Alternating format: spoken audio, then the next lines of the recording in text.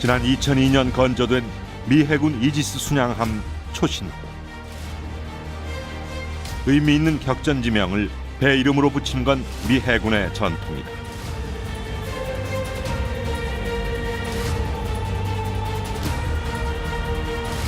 초신은 6.25 전쟁 중에 있었던 장진호 전투를 뜻한다.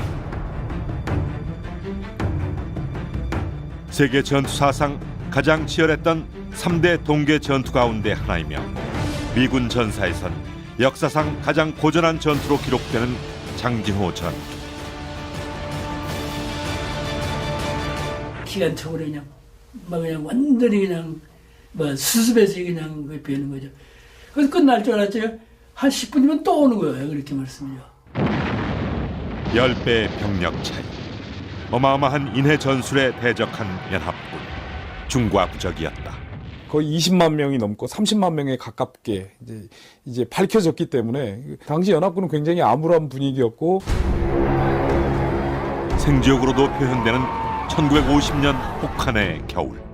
장진호에서 흥남까지의 격전. 이 배가 아니면 우리는 여기서 죽는다는 그 각오를 탔으니까 정말 결사적으로 정말 죽게 하는 살기를. 그것은 한편 기적의 여정이었다.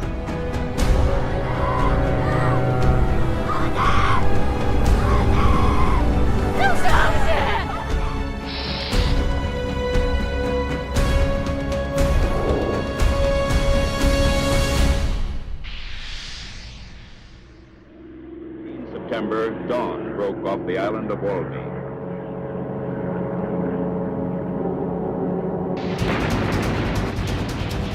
반전이 시작됐다. 9월 15일 새벽 5시경. 인천 앞바다에서 불을 뿜은 함선은 이 전쟁의 반전을 알리는 신호탄이었다.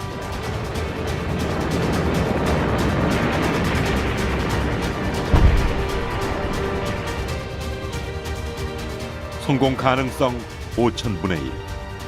인천 상륙작전은 모두가 반대한 위험한 도박이었다. 그러나 작전은 성공했고 이제 목표는 서울 수복이었다.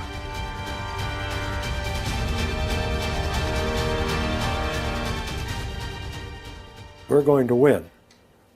No matter what. No matter what it takes, we're going to win.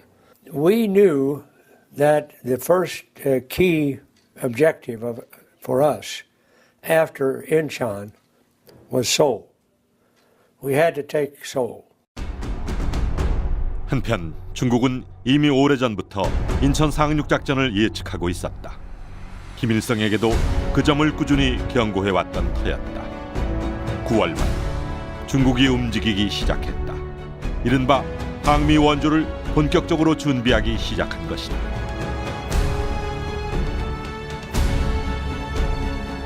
상륙작전 3일째. 국군과 유엔연합군은 거침없이 전진하고 서울 수복을 서두른다. 그리고 동시에 북한군 퇴로를 차단한다.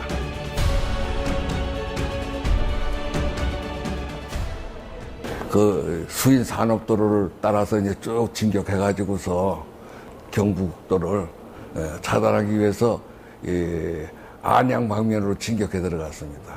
그래가지고 안양에서 이제 전투를 했죠. 적 일개 대대 한 일개 대대하고 이제 맞붙어 가지고서 이제 거기서 이제 전투가 이루어졌는데 우리가 진격하는 그러한 여세를 몰아가지고 그냥 그대로 그냥 전멸시키고 말았습니다. 그 일개 대대를. 9월 28일 수도 서울이 수복됐다. 90여일 만이었다.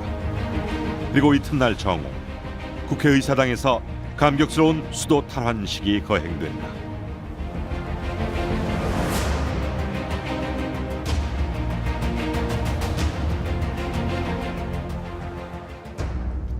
감격의 도가니 속에서 미 10군단을 이끌고 서울을 탈환한 알몬드 장군에게 중책이 떨어진다. 소련이나 중국의 군사적 개입이 없다는 걸 전제로 한 북진 명령이었다. 10군단은 동해안과 뱃길을 따라 동해로 진출한다.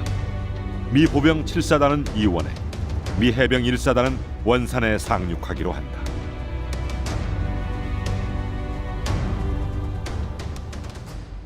군단을 다시 동해안 쪽으로 상륙을 시켜서 북한군을 신속하게 처리할 수 있겠다고, 그리고 북한을 신속하게 점령할 수 있을 것이라고 판단을 했기 때문에 10군단을 이제 동해안으로 보내겠다는 구상은 아주 일찌감치부터 하고 있었습니다. 이제 유엔군 목표는 압록강 진격이 됐다. 3사단의 38선 돌파를 시작으로 국군 1군단이 북진 행렬에 가담한다.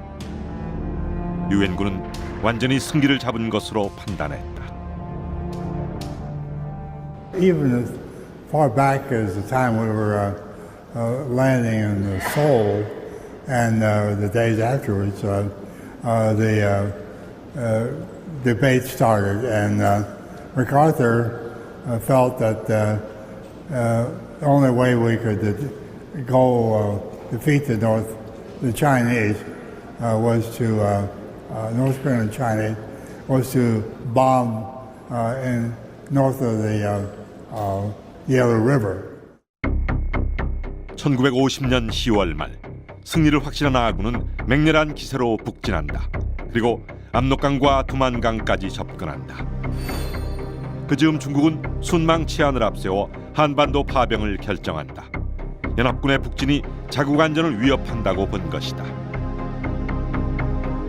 명분도 그럴듯했다.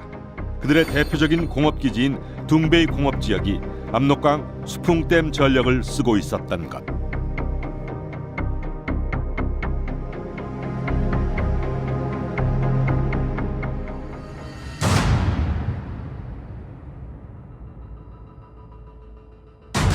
그것은 곧 자국에 대한 위협으로 간주됐고 마침내 30여만 대병력이 압록강을 건넌다. 그러나 이내 그들 모습은 사라진다. 은밀히 평안도와 함경도 지역 산악으로 숨어든 것이다. 한편 평양 입성 이후 10군단장 알몬드와 연합군은 더욱 자신감으로 충만했다. 북진 속도가 예상보다 빠르게 진행되고 있었던 것이다.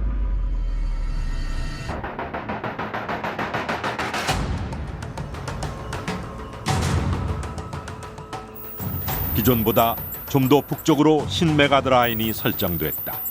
그러나 이는 곧 작전 지역의 확대였고 부담으로 작용했다. 평양과 원산 39도 라인이 한반도의 가장 그 정면이 좁은 지역입니다. 그래서 이제 그 점은 8군에서는 이미 염두에 두고 있었는데 그 차후 지역 앞으로 계속 북진을 해갈수록 정면이 넓어지기 때문에 아주 심각하게 고민해서 아주 조심스럽게 작전을 해야 되겠다까지는 염두에 둔 것 같지는 않습니다. 10월 25일경 평안도 운산 지역에서 중공군이 1차 공세에 나섰다. 전날 국군과 유엔군의 추수감사 총공세에 대한 보복이었다. 아군이 중공군 개입을 알게 된 건 이때가 처음이었다. 그러나 도쿄 메가더 사령부는 이런 사실을 간과해버린다.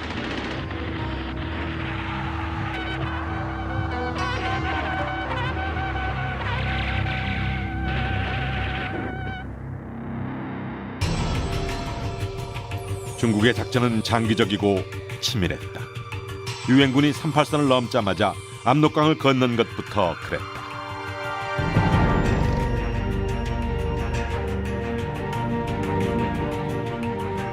혹시나 했던 미 8군 워커 사령관이 전력을 청천강 이남으로 후퇴시키고 수색을 실시했다. 그러나 밤에만 조용히 이동하는 그들이 정찰기에 잡힐 리 없었다.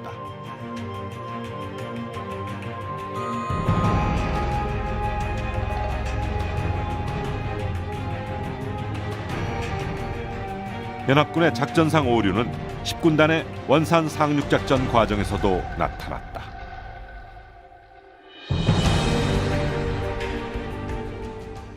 서부전선에서 신속하게 밀고 올라갔었어야 되는데 거기에 필요한 게 이제 그 병참 물자들입니다. 근데 인천항 그리고 서해안에서 가장 중요한 인천과 부산에 그 병참 물자를 운송할 수 있는 항구들이 10군단의 상륙작전, 원산 상륙을 위해서 굉장히 많은 부분을 다 할애가 됐습니다. 그러다 보니까 8군 사령부의 진격에 많은 차질이 생겼고 병참 지원에도 문제가 생겼습니다. 알몬드의 애초 작전은 미 해병 1사단이 원산을 기습해 교두보를 확보하면 보병 7사단이 그 뒤를 이어 상륙하는 것이었다. 그런 다음 평양 위쪽의 미 8군과 연결한다는 전략이었다. 그러나 뜻밖에도 알몬드를 좌절시킨 건 원산 수역에 설치된 기뢰였다.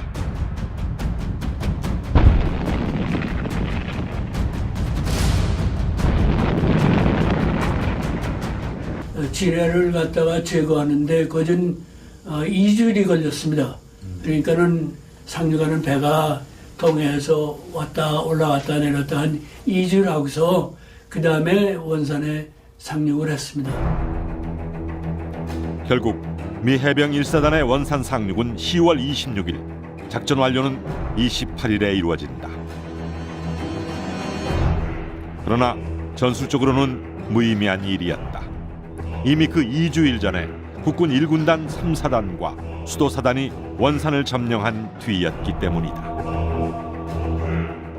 의도했던 날짜에 이루어지지 않고 국군이 먼저 장악을 하게 됨에 따라서 원산 상륙 작전 자체가 사실상 무위로 돌아가게 됩니다.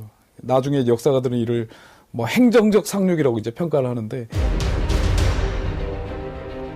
미 해병 1사단이 기뢰 제거에 시간을 보낸 동안 국군 1군단 3사단과 수도사단은 원산을 점령한 뒤 북진을 이어갔다.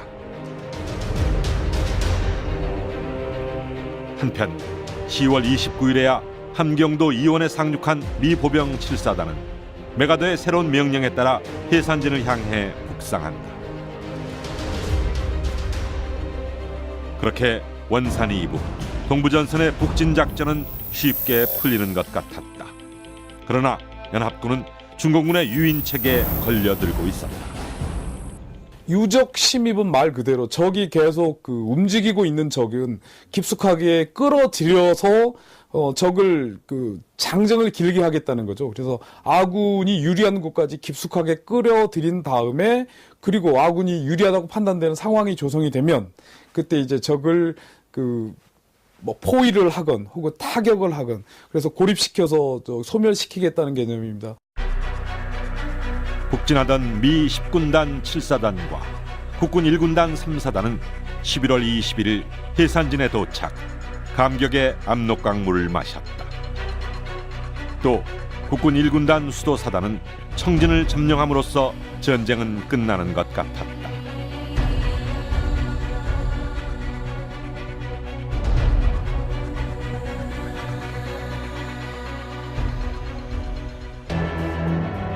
그러나 그 시간에 중공군은 조용히 2차 공습을 준비하고 있었다. 그럼에도 메가더 사령부는 여전히 중공군의 존재를 무시하고 평안북도 일대 중공군 포위 작전에만 집중한다.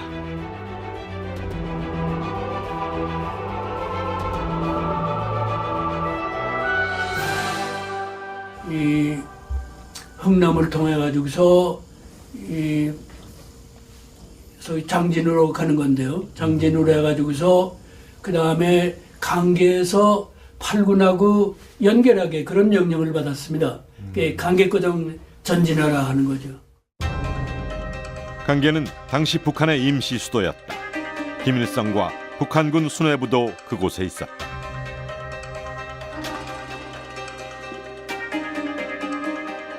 미군이 본격적으로 움직였다.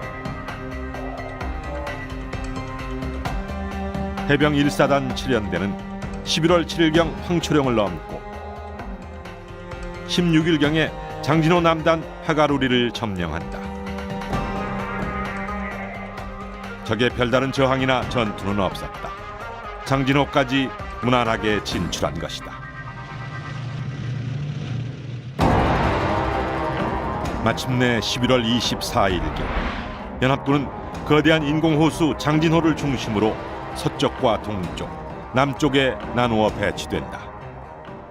일정한 전선이 유지가 돼 있는 게 아니라 항상 전선이 움직이고 있는 상황에서 가장 유리한 상황까지 적을 끌어들이고, 그리고 적이 불리한 상황에 처했을 때 그때 이제 타격하는 그런 상황. 그러니까 서부전선의 8군 사령부하고 동부전선의 10군단을 분리한 다음에 10군단을 더 깊숙하게 위쪽으로, 두만강 쪽으로 끌어들이는 게 바로 유적 침입 개념이라고 저희는 설명할 수 있겠습니다. 연합군은 10군단 이하 보병 7사단을 해산진 북쪽 방향으로, 해병 1사단은 강계 방향으로 진격토록 한다. 통일을 염두에 둔 것이었다. 이 싸움을 진짜로 하려고 그러는 게 아니라 너 우리 들어왔다 그러면서 이 유엔군하고 이 조용원하고 유엔군의 전진을 갖다가 오히려 유도했습니다. 유도하고서 결국 쭉 자기들은 후퇴하고 우린 또 따라가고 이렇게 그런 식으로 해서 올라왔습니다.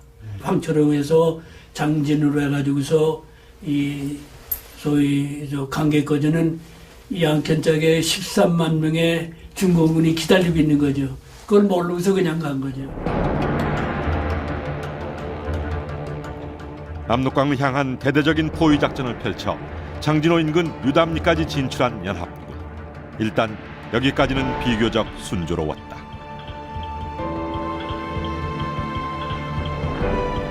다만 불길한 건 날씨였다.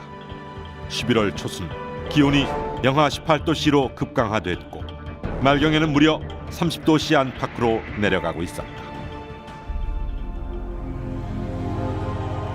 11월 24일 메가더 사령부가 중대 명령을 내린다. 이른바 크리스마스 대 공세.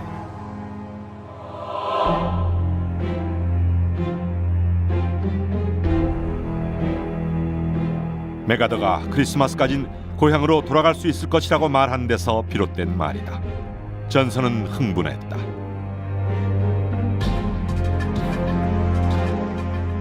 그러나 신문에까지 공개된 그 계획은 중공군에게는 고급 정보였다.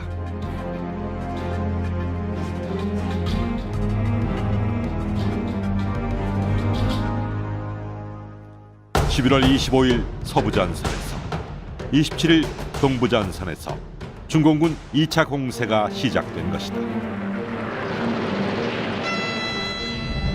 그렇게 연합군의 크리스마스 대공세와 중공군 2차 공세가 충돌해 벌어진 전투가 장진호 전투.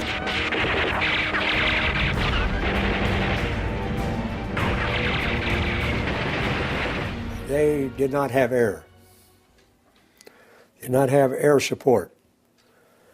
And that meant that they were going to have to take heavy casualties if they fought in the daylight. And the best way to fight for them was to fight at night. When they came across, they used the mountains as cover and moved at night. So when they attacked in huge numbers, it was a surprise to us as to how many they had crossed, the many, many divisions. 엄청난 규모의 중공군. 전략은 치밀했고 공격은 과감했다.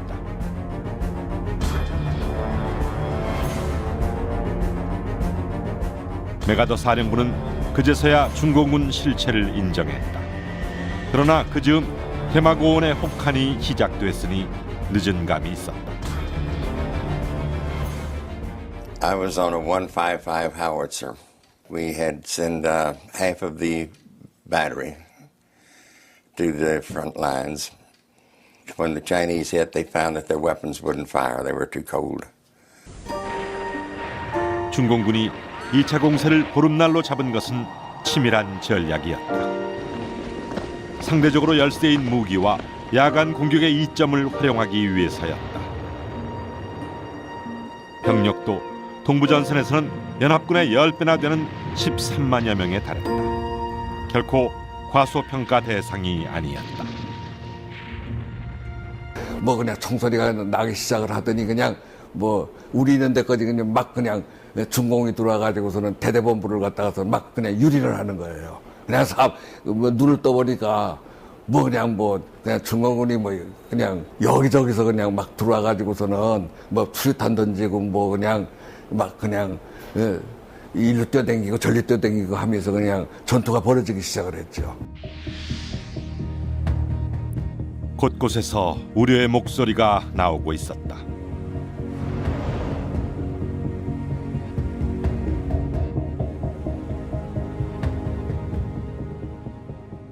동경에서의 11월 30일 회의는 굉장히 암울했습니다. 처음에는 중국군의 규모가 고작해 한 5만 명 정도라고 판단을 했었는데, 당시 이제 그 입수된 정보에 따르면 거의 20만 명이 넘고 30만 명에 가깝게 이제 밝혀졌기 때문에 대규모 어마어마한 강적과 맞섰다. 또 하나는 이제 그 1해병사단과 7사단 일부가 포위가 됐다는 상황입니다. 이제 그걸 어떻게 타개할 것인가의 분위기였기 때문에 메가더 사령부는 도쿄에서 긴급 회의를 열고 철수를 명한다. 이제부터는 퇴로 확보가 관건.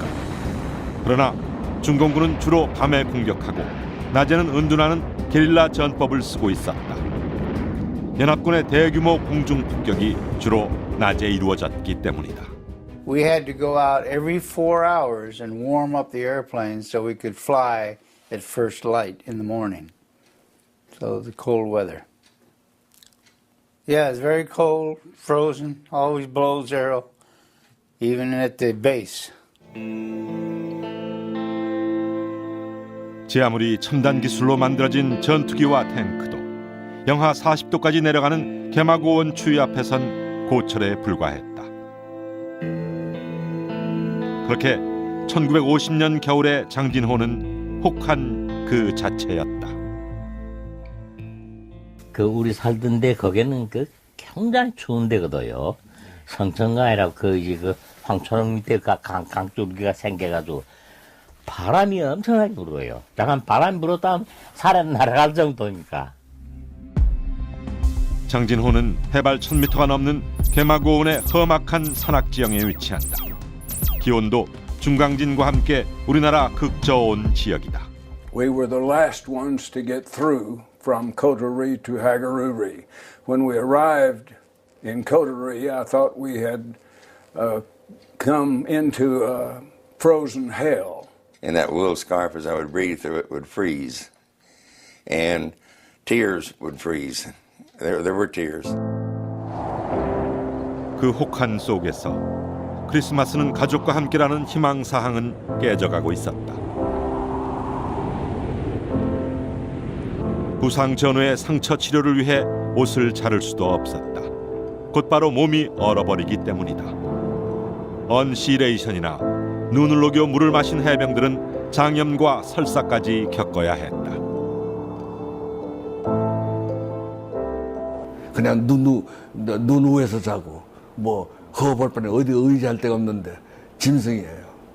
그냥 미군들이 이런 세밀 깎지는 못해서 여기 고드름이 막 얼었어요. 여기 코에서 고드름이 막 얼었어요. 미군들 이게. 전쟁의 고통은 공평했다. 추위에 고생하기는 중공군도 마찬가지였다. 아니, 그들의 고통은 더 컸다. 전선 투입 당시 작전을 서두르면서 미처 동계 전투 대비는 못한 탓이었다. We found many of their casualties and their prisoners that we took had no ears, no nose, frozen off. Many of the casualties, or most of the casualties of them, had the simple little rubber slippers without any socks even on their feet. So they had to get frozen feet. They had to get frozen feet. 수적으로는 연합군과 미군을 압도했지만 그들의 방한 장비는 부실했다. 부상자는 잠시만 눈 위에 두어도 동사했고 심한 동상으로 신체 일부 자체가 얼음덩어리인 경우도 있었다.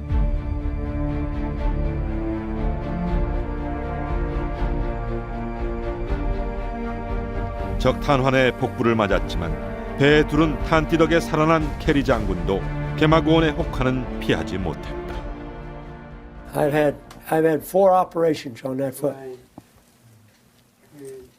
And on this toe, I've had 2 itself. Where that toe is, that's supposed to come off. 날씨 조건은 피하가 같았지만 결과는 달랐다. 미군은 겨울 전투에 어느 정도 대비가 돼 있었고 계속적인 공중 보급으로 전력 손실을 최소화했다. 그렇다고 혹한의 공포가 사라진 건 아니었다. As they would soak up perspiration, our boots were made out of rubber. And as they perspired, it would soak up a felt inner sole, which would freeze. And then that was like walking on ice. The biggest problem we had as it got colder, you had 2 enemies that you were fighting. You were fighting the cold weather, and then your enemy, the Chinese and North Koreans. And that's where each soldier, each Marine had to take care of themselves. 그러나 전쟁은 잔인했다. 극한 추위 속에서도 전투는 계속됐다. 중공군은 10대 1의 압도적인 병력으로 연합군을 분산 공격하고 있었다.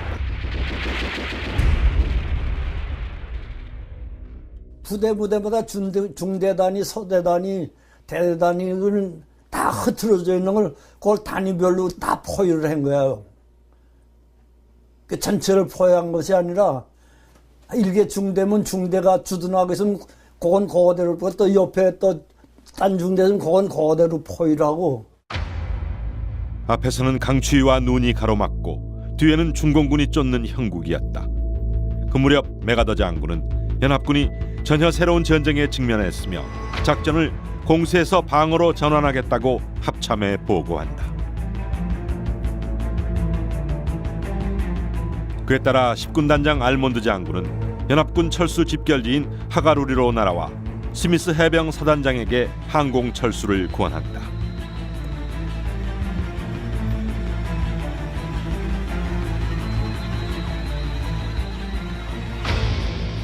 General Allman, who was in command of all forces in Korea, approached our general, Oliver P. Smith, the 1st Marine Division, and offered to fly out as many Marines as possible and leave the rest to their fate. And General Smith's reply was, "We're coming out as Marines or we're not coming out at all, with our equipment, with our dead, and our wounded."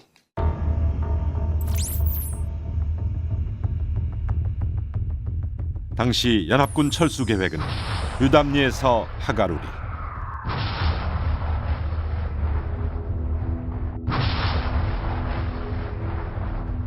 그리고 고토리에서 흥남으로 이어지는 루트였다. 하지만 스미스는 그걸 후퇴로 여기지 않았다. A reporter asked General Smith if that's not the first time the Marines had ever retreated, and he said,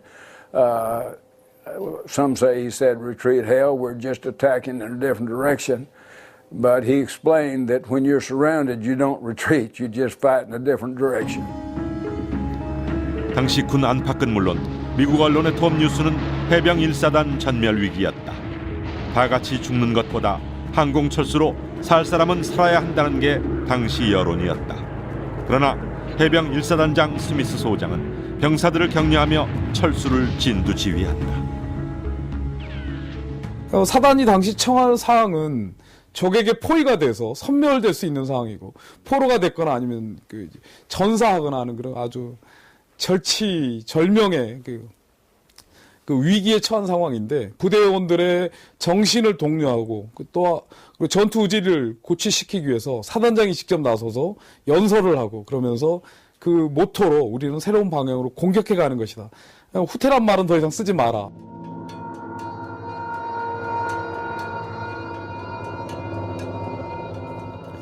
당시 연합군의 철수 경로는 중공군으로 포위된 상황이었다. 그렇다면 어디로 이동하든 그건 후퇴가 아니라는 게 스미스의 논리였다.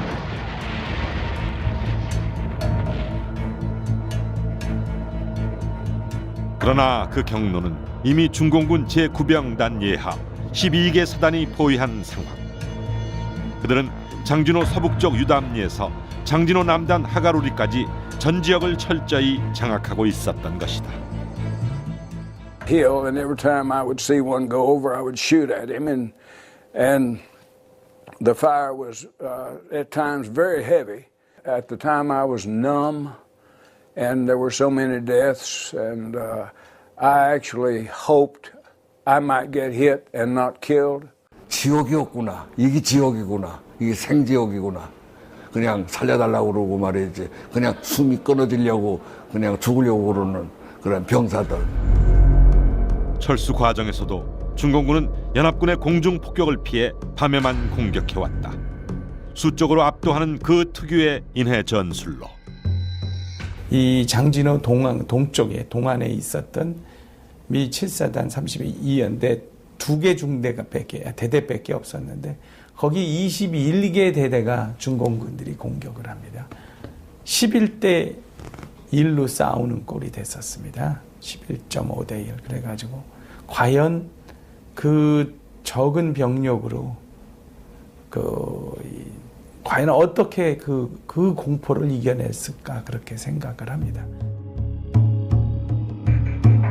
미 해병 1사단과 미 보병 7사단의 남은 병력이 가야 할 길은 집결지 하가루리부터 흥남까지.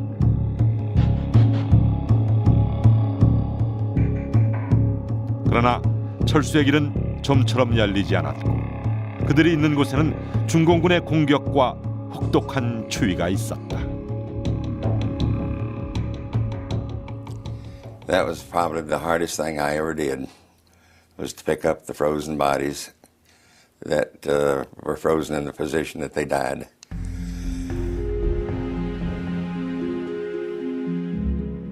그런 밤이 지나고 나면 피아를 가리지 않고 전사자가 넘쳐났다. 지난밤 혼이 빠지도록 전투한 결과였다. 생지옥이란 그런 걸 두고 한 말이었다. 삶과 죽음이 하나의 공간에 있었다. I'd fall over and wake up. I got so close that I felt warm all over, and I was at peace. And I think that's how you feel just before you freeze to death. 또 그렇게 하면 얼으면 사람이 정신을 찰 수가 없어요. 그냥 전진한다는 게 뭐냐 앞에 사람 보고서 그냥 가는 거지. 무슨 뭐 자기가 걸어온다는 그런 생각이 안 나는 거죠. 12월 7일 해병대가 고토리에 도착했다. 하가루리에서 그곳까지의 길은 매 순간이 최악이었다. 골세어 전투기들이 철수를 엄호했지만 중공군의 공격은 시도 때도 없었다. 그들의 나팔소리와 꽹과리 소리는 최악의 전투에서 배경에 깔리는 장송곡 같았다.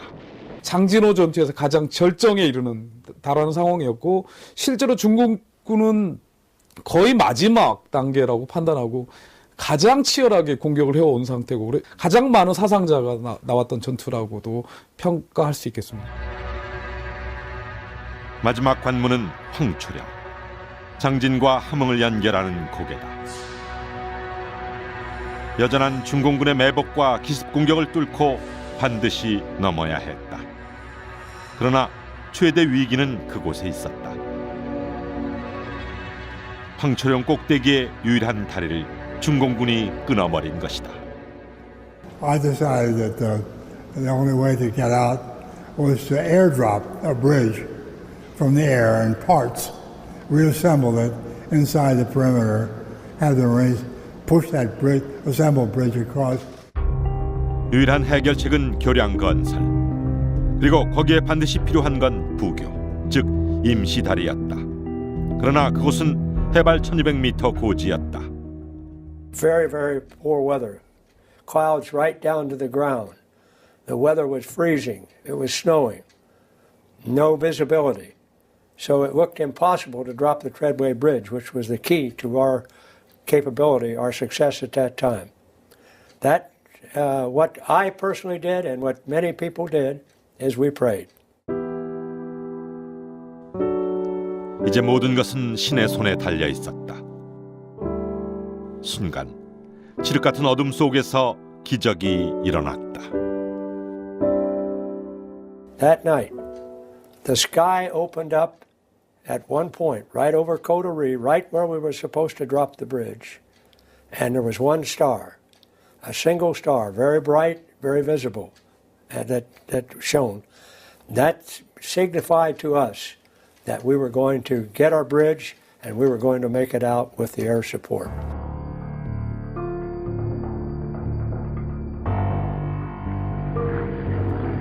다급히 공수한 임시 교량을 낙하선으로 투하했고 공병대는 신속하게 교량을 복구했다.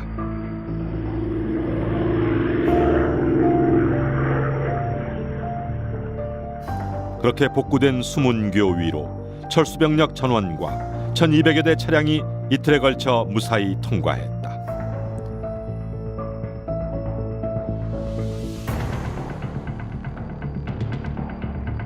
마침내 해병대는 중공군의 포위망을 벗어난 것이다. 중공군 일부가 그곳에 매복해 있지만 함흥에 주둔하고 있던 미 육군과 한국군이 급히 출동해서 철수하는 해병대를 엄호했다.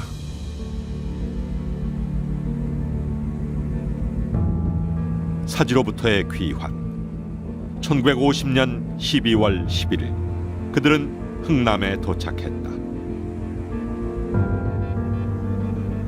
덕분에 이후 중공군의 한반도 공세작전은 지연될 수 있었다.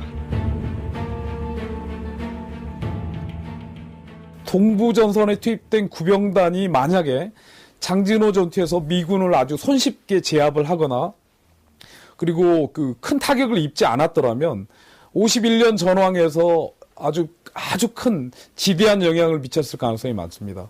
구병단이 장진호 전투에서 심대한 타격을 입었기 때문에 그 4월 공세까지 사실상 전선의 모습을 드러내지 못합니다. 미 해병 1사단이 흥남에 거의 도착한 12월 11일경 메가더 사령부는 함흥과 흥남에 강력한 교두보를 구축하려던 계획을 취소한다. 동부전선에서의 전면 철수였다. 그 소식을 들은 피난민들이 연합군 철수 행렬 뒤를 따랐다.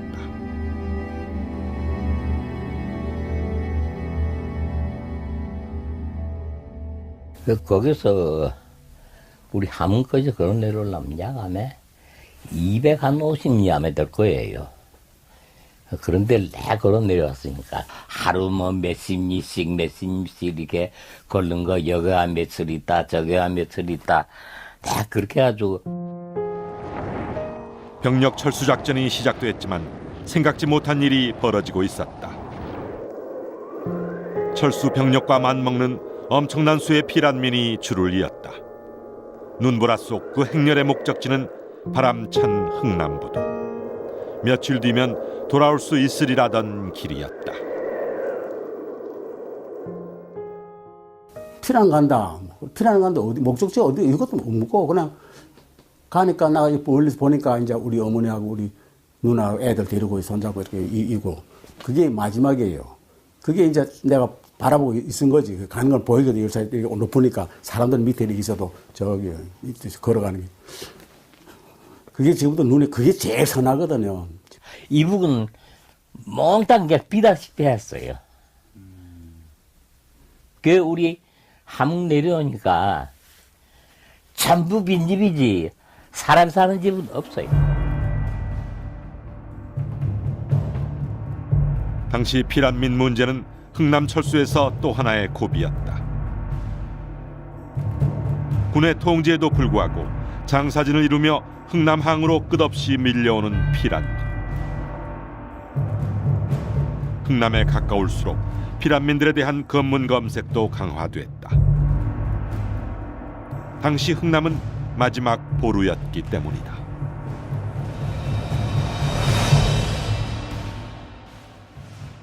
뭐 구축함, 순양함, 뭐 또 저 상위경주정이라고 해가지고 앞이 열리는 그 LST 할 것 없이 뭐 그 외에도 뭐 조그만 선백 저 함정들도 많이 있습니다만 아무튼 육안으로 보기엔 꽉 찰 정도로 와 있었어요. 그러니까 안심은 되더라고요. 아, 우리는 철수를 할 수 있겠구나.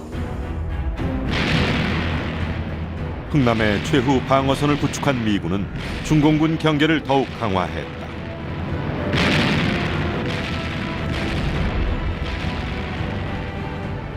바다에서는 미주리호를 비롯한 13척의 함정과 함재기들이 중공군 진지와 집결지를 향해 밤낮 없이 함포 사격과 공중 폭격을 가합니다.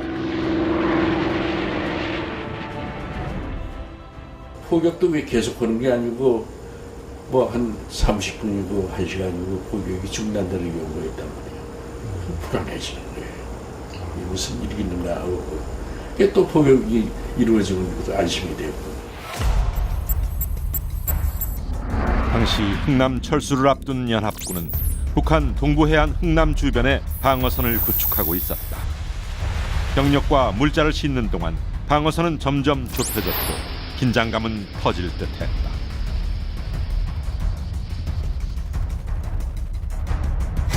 그 틈을 타 흥남 부두에는 군함들이 모여들고 있었다. 그러나 그들은 어디까지나 철수 병력과 물자를 싣고 가기 위한 것이었다. 한편 흥남 외곽의 방어선이 점차 축소되고 흥남 부두는 철수하는 병력들과 함께 피란민까지 뒤섞여 아수라장이 되었다. 미군의 철수 작전에는 당초 피란민 수송 계획이 없었다. 당시 연합군에게 피란민의 존재는 사전 예상치 못한 돌발 변수였다.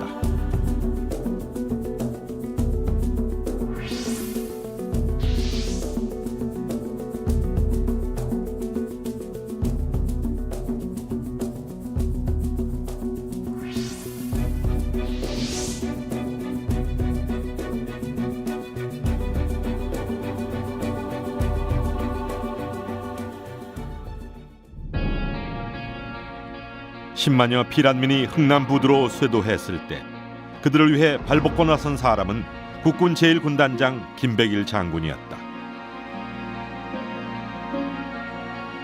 그는 알몬드 장군을 설득 피란민 철수에 지대한 공을 세운다. 김백일 장군이 아주 호소를 했어요. 이 사람들 어떨 거냐. 우리가 여기 진주할 때 모두 태극기를 들고 나와서 환영하고 그러고 우리가 있는 동안에 그냥 모든 협력을 아끼지 않던 사람들인데 인민군들이 오면은 이 사람들 다 죽는다. 흥남부두 피란민 철수에 공을 세운 또 한 사람. 당시 미 10군단 민사부 고문이었던 현봉학 박사다. 그는 10군단 참모부장 포니 대령에게 피란민을 위한 선박 공간 파악을 부탁했다.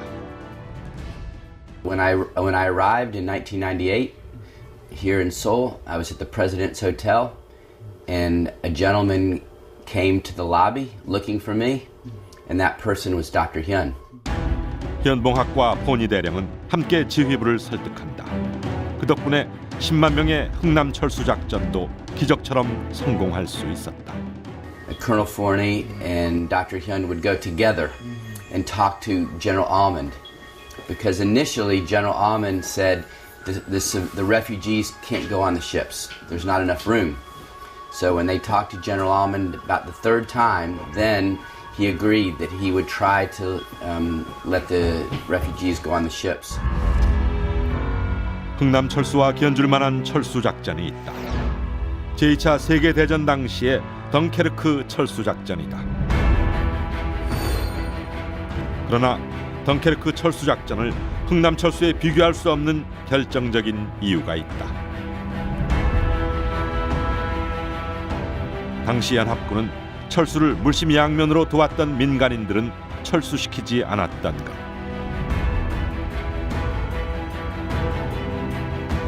흥남 철수는 달랐다. 전시 상황에서 철수된 병력이 10만에 각종 물자와 보급품까지 있었다. 그런 상황에서 민간인까지 수송한 것이다. 철수가 시작됐다. 일지는 가장 큰 피해를 입은 미 해병 1사단이었다. 흥남에 우리가 이틀인가 있었어요. 거기서 미군들이 그 밥을 해다 주고 말이야. 이렇게 그 주먹밥 얻어먹고. 이제 그들은 하나의 운명이었다.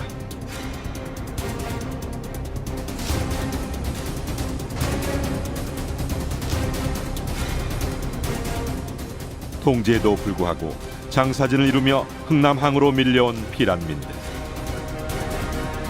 살을 애는 추위 속에서 그들은 무작정 부두로 몰려들고 있었다. 물론 그들에게 보장된 미래는 없었다. 오늘 또 이제 소문이 나는 거예요. 배 탄다 그러면은 사정없이 뭐 일어나가지고 막 뱃머리를 뛰는 거예요. 부둣가로. 그런데 흥남에서 배 탈 때는 진짜 그거는 완전히 전쟁이야. 서부전선 평양 철수 당시에도 마찬가지였지만 이곳 또한 공산 정권의 학정에 치를 떤 평범한 북한 주민들이었다. 그들은 오로지 자유를 찾아 남으로 가기를 원하고 있었다.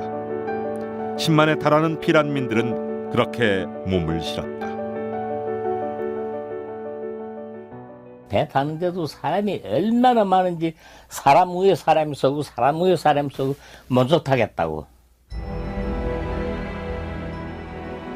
그렇게 철수가 이루어지는 동안 미군은 마지막 작전에 돌입하고 있었다. 피란민을 태우느라 하역한 보급 물자와 일부 무기들이 적의 수중에 넘어가는 것을 막기 위한 조치였다. 그날 굉장히 추웠는데 흥남역이 그죠?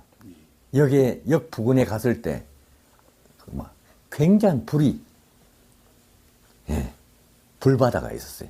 그 철수 작전이니까 전부 다 이제 불태우는 그게였겠는데 흥남 시내가 뜨끈뜨끈했어요. 그 전쟁이라는 게 이건 굉장히 참혹한. 마침내 약속된 흥남 철수 마지막 날. 더 이상 남으로 가는 배는 없었다.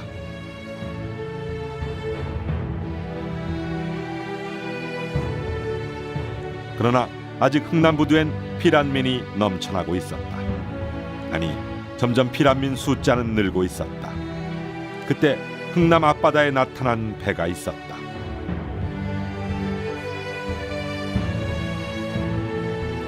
마지막으로 피란민이 탈 수 있는 배, 화물선 메러디스 빅토리호였다. 화물선이었어요. 그렇죠. 그 인천까지 왔다가 흥남에서 철수 작전이 이루어진다는 소식을 듣고서 또 흥남에 또 군 보급 물자도 싣고 가야 되는 거니까 부산에 들렸다가 흥남으로 왔다고 그래요. 큰 배에 오르는 게 그게 우리들의 원이었죠. 이걸 못하면 여기서 죽는다는 각오. 드디어 생명의 항해가 시작되고 있었다.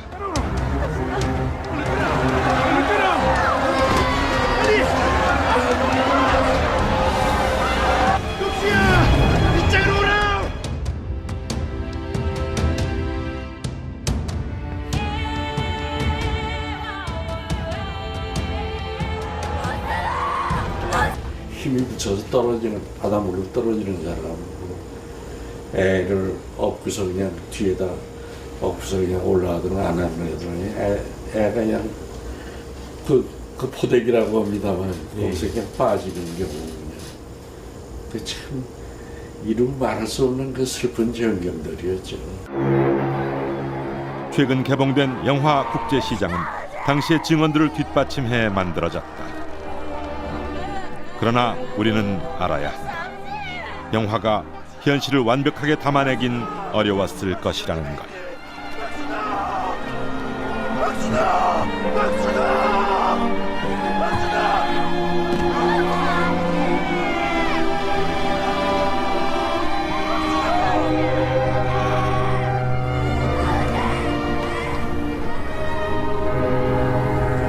이거가 지금 가는 여행가?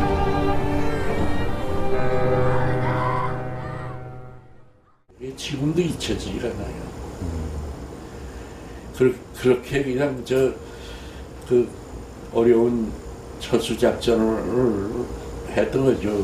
날씨는 또 오죽 추우니까 여기도 영하 뭐 10몇 도까지 내려가는데 거기는 뭐 영하 25도 뭐 20도 내려가면 따뜻한 날이에요. 그냥 파도가 발머리에 치고 그런 게 그 파도가 얼 정도로 추우니까요. 마침내 12월 23일 메러디스 빅토리호는 흥남항을 출발했다.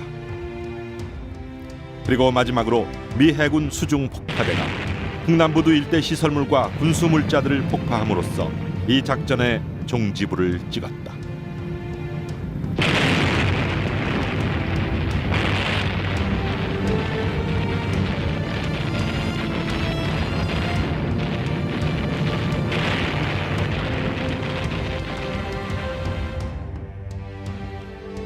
부상자와 만삭 임산부를 포함 모두 1만 4천여 명을 태운 메러디스 빅토리호.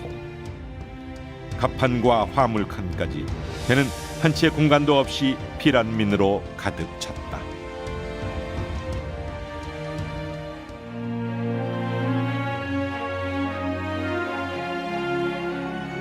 (193척의) 군함과 화물선으로 군인 10만여 명, 민간인 10만여 명을 남쪽으로 탈출시킨 흥남철수. 그날 그 생명의 항해를 마지막으로 온전히 지켜본 주인공은 메러디스 빅토리호였다.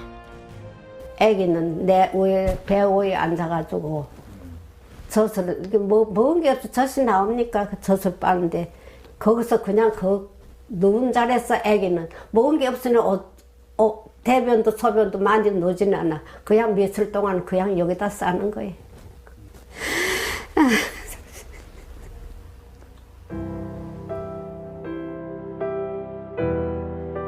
흥남철수의 대미를 장식한 마지막 수송선 메러디스 빅토리호.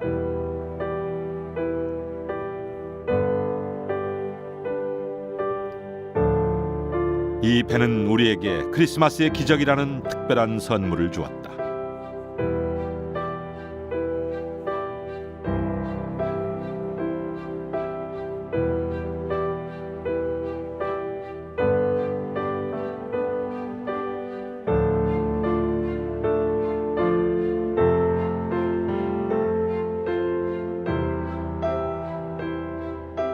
배가 종착지인 거제도에 도착한 건 12월 25일.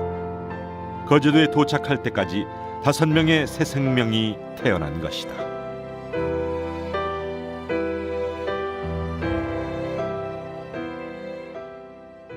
전쟁 중에서 가장 중요한 거는 전쟁 중에 꽃피운 인류애라고 하지 않습니까? 그거를 상징할 수 있는 얘기 때문에 저는 흥남철수라고 부르지 않고 흥남생명구출작전이다. 이렇게 제가 부르거든요. 그래서 사람을 구출을 했다는 그 전쟁의 와중에서 많은 군수물자를 포기하고 전쟁의 와중에서도 사람을 구출했다는데 가장 큰 의미를 두고 있습니다. 1950년 11월 27일부터 12월 11일 사이에 벌어진 장진호 전투. 범준한 산맥에 깊은 협곡을 돌파한 사상 유례 없는 성공적인 철수작전이었다. 이 작전의 성공은 결과적으로 중공군의 51년 춘계 공세를 지연시켰고 흥남 철수작전으로 이어졌다. 나아가 철수한 전력들이 전선에 재투입돼 지금의 군사 분계선을 회복할 수 있었다.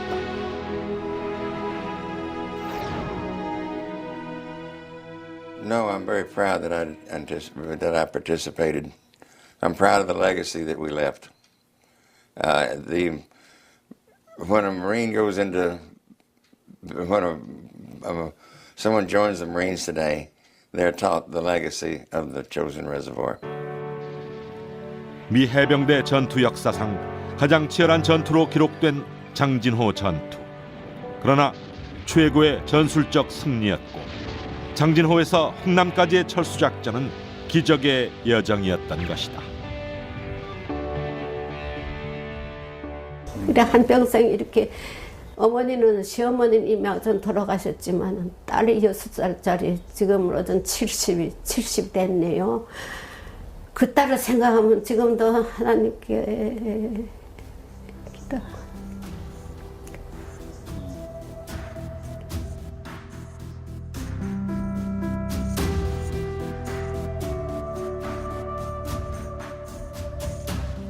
누가 뭐래도 기적이었다.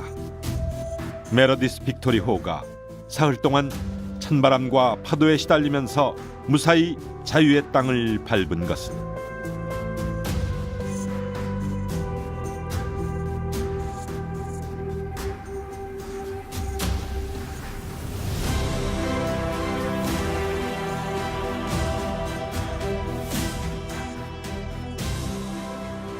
배에서 내린 많은 수의 피난민은 거제도에 정착했다.